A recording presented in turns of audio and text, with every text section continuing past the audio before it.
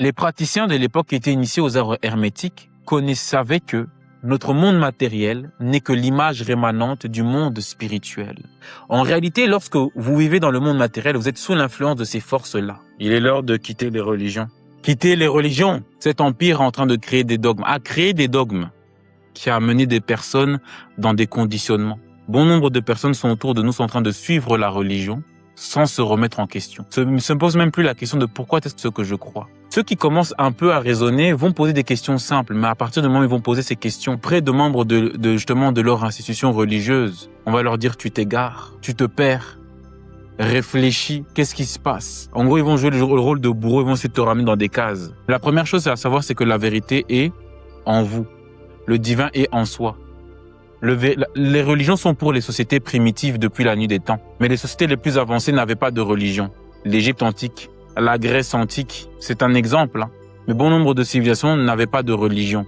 La tradition primordiale était la clé. Les gens étaient initiés. Aujourd'hui, l'initiation est partie. À un moment donné, il faut se poser, il faut se remettre en question. Ceux qui ne connaissent pas le monde énergétique sont victimes de la plus grande sorcellerie négative qui est répandue aujourd'hui. C'est la médisance et la calomnie. Et la jalousie. Là, je vais rentrer dans un enseignement initiatique et rentrons dans les mystères. Je vais parler de concepts purement ésotériques. Pourquoi est-ce que la calomnie et la médisance ainsi que la jalousie est la forme de sorcellerie négative la plus répandue et pourtant qui est la plus banalisée? On va parler par des principes scientifiques. Aujourd'hui, la science a comme concept que tout est énergie, tout est en vibration. À un niveau subatomique, les atomes et même en dessous des atomes, tout est constitué de petites boules d'énergie qui vibrent à une fréquence. Ce qu'on appelle le Hertz, qui est l'unité de mesure de la vibration. Notre corps énergétique a un taux vibratoire et nous avons également des corps subtils. Ceux qui ne sont pas ouverts au monde énergétique, à un moment donné, il faut se mettre également à la page. On est là pour dire des vérités, on n'a pas le temps. Mais je vais vite fait le démystifier. Il faut savoir qu'on a des corps subtils qui, eux, sont moins denses que le corps physique. Par exemple, cette télécommande, elle est dense, vous pouvez la voir. Mais par exemple, le corps astral, qui est le corps émotionnel, ne peut pas se voir, mais c'est un corps bel et bien présent. C'est grâce à ce corps que vous pouvez capter des courants émotionnels. C'est un peu votre antenne. Et nous avons également un corps mental qui, lui, est le corps qui permet de pouvoir capter des courants de pensée. C'est grâce à ce corps-là que vous pensez tout simplement. Maintenant, ces corps-là, vous ne les voyez pas, mais pourtant, toujours vous pensez, tous les jours, vous ressentez des émotions. Ce simple concept est déjà renié par les religions. Lorsque vous allez parler du monde énergétique, c'est la division. À un moment donné, il faut se mettre encore une fois à la page. Bref. Tous les jours, nous générons des pensées et des émotions. C'est même surtout les émotions sont beaucoup plus denses que les pensées. Lorsque quelqu'un va calomnier, va médire contre quelqu'un, c'est ce qu'on appelle par l'incantation, par la parole. Et il y aura une intention derrière. Un des mangas les plus connus, c'est Jujutsu Kaisen. C'est un des mangas qui a fait succès aujourd'hui et qui parle justement de ce phénomène qu'on appelle les fléaux. Aujourd'hui, lorsque vous avez quelqu'un qui va générer par exemple, beaucoup de colère, beaucoup d'envie, beaucoup de jalousie, envers vous, cette personne est en train de pratiquer la sorcellerie négative. Mais lorsqu'elle va commencer à parler, elle va diriger son intention vers vous. Là où va son attention, là où va son énergie. Aujourd'hui, quelqu'un qui n'est pas hermétique à ce monde recevra les attaques inconscientes de ses proches autour de lui. Lorsque vous avez ces émotions négatives, vous générez un amas d'énergie qui commence à prendre une forme de vie consciente, qu'on appelle des esprits élémentaux.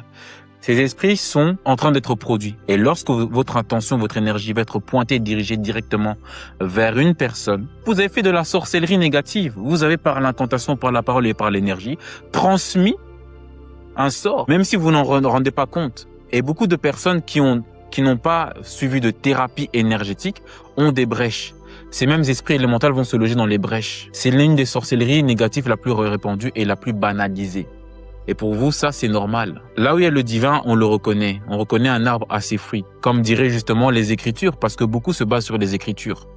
Il faut aussi savoir que les Écritures contiennent les paroles de Dieu, mais ne sont pas la parole de Dieu. Les religions, attention, sont des fragments du divin, mais ne sont pas le divin. Aujourd'hui, il est l'heure de sortir de ces dogmes, de ces réalités qui sont des œillères pour nous. Il faut se poser 2 minutes et se dire, pourquoi est-ce ce que je crois? Beaucoup de gens ne quittent pas les religions, pas parce qu'ils sont convaincus que c'est la vérité, mais parce qu'ils ont trop d'attaches, la peur du rejet, la peur du jugement. Parce que toute leur famille, tout leur entourage est baigné dedans. C'est la peur de la solitude. Mais pourtant, ce même entourage, ce sont des gens qui sont en train de vous jalouser. Ce sont des personnes qui sont en train de parler dans votre dos par cette sorcellerie négative. Ce sont des personnes qui ne vous veulent pas du bien. Combien de témoignages ne sortent pas ici où on entend en fait en réalité que dans le milieu religieux, ils se sont une famille parfaite, exemplaire. Mais à la maison, il faut voir comment les parents sont en train de transmettre les carences affectives à leurs enfants. Il faut voir comment il y a des humiliations dans ces mêmes foyers. Il faut voir comment il y a tous des schémas de contrôle. Il faut voir ce qui se passe derrière aussi. On n'est pas en train d'éduquer. Quand il y a le divin, l'éducation va se transmettre naturellement. La connaissance est un pouvoir qui mène à la libération de l'âme. Mais l'ignorance est également un péché, comme vous le dites, qui mène à la perdition de l'âme. L'heure est au changement. Mais les clés de la véritable initiation amènent à la libération, à la connaissance et au changement. L'initiation passe également par la guérison. Une quête du divin est bien, parce qu'elle permet justement de se connecter à l'anatomie absolue. Ce qui n'est pas guéri va le conduire à sa chute. Donc pour aller vers le divin, il faut guérir. Guérir de ses parts d'ombre en embrassant ses parts d'ombre. L'initiation oblige à embrasser pleinement ses parts d'ombre pour les transmuter en potentiel divin, en lumière. Mais une fois que ce potentiel divin est exploré, il peut être mis au service du divin pour aller vers l'ascension véritable. À partir du moment où on est seulement dans une quête du divin, mais sans guérison, ou dans une recherche de guérison sans le divin, tôt ou tard, le déséquilibre va se faire sentir. Combien de personnes sont attachées à leur pratique? Je suis praticien en un tel, mais qui se disent déconditionnés, qui sont dans l'ésotérisme. Mais lorsqu'on parle du divin, la structure égotique se ferme. Ils sont fermés à toute vérité. Ils ne veulent pas entendre parler de Dieu. Et ne croient pas en Dieu. Alors que le divin s'exprime tous les jours. Ça, c'est une vérité. De l'autre part, il y a des personnes qui vont se cacher derrière la recherche de Dieu. J'aime Dieu, je suis vertueux. Mais ces mêmes personnes sont en train de commettre des sévices autour d'eux, à leurs propres proches. Et vous dites que ces personnes-là sont en train de rechercher le divin? Non. On reconnaît encore une fois un arbre à ses fruits. C'est aussi simple que ça. Lorsqu'on suit véritablement le chemin divin, les scories, les impuretés, certains défauts de la nature du petit personnage vont commencer à s'effacer petit à petit, tout doucement. Et ça, la véritable quête du divin. Et vous allez ressentir également cette énergie, cette aura, cette vibration que vous allez voir auprès de ces personnes. Donc à un moment donné, la véritable initiation sauve. Connaître le monde énergique, c'est être hermétique et se protéger vis-à-vis de ce monde, vis-à-vis de la jalousie, vis-à-vis de la médisance, vis-à-vis de tous les torts qu'on subit de nos proches qui sont dans des institutions, qui sont dans des dogmes. Et même certains qui sont dans des dogmes puisqu'ils ont cette illusion du savoir parce que ils connaissent énormément de passages, d'écrits, de savoir dans le livre sacré qu'ils ont étudié. Ça leur donne cet ego, cet orgueil de connaissance. Ils se pensent déconditionnés. Mais non. Tu as juste déplacé ou pris plus de place dans l'enclos, dans cette prison dans laquelle tu as évolué. Mais tu ne fais pas de toi quelqu'un qui est déconditionné. Le jour où tu sortiras de cet enclos, c'est là où tu seras justement déconditionné. Et c'est ça la clé de comprendre. Maintenant, rentrons dans les mystères. Il y a quelque chose que vous devez savoir. Connaître Dieu, c'est également connaître sa nature. Et pour ça, il faut voir les éléments visibles autour de vous. Il faut comprendre qu'en fait, en réalité, ce sont des sphères cosmiques et des intelligences supérieures qui régissent la matière, qui régissent les fonctions vitales. Les praticiens de l'époque qui étaient initiés aux arts hermétiques savaient que notre monde matériel n'est que l'image rémanente du monde spirituel. Par exemple, chaque plante est connectée à une sphère planétaire. Chaque métal est connecté à une sphère planétaire.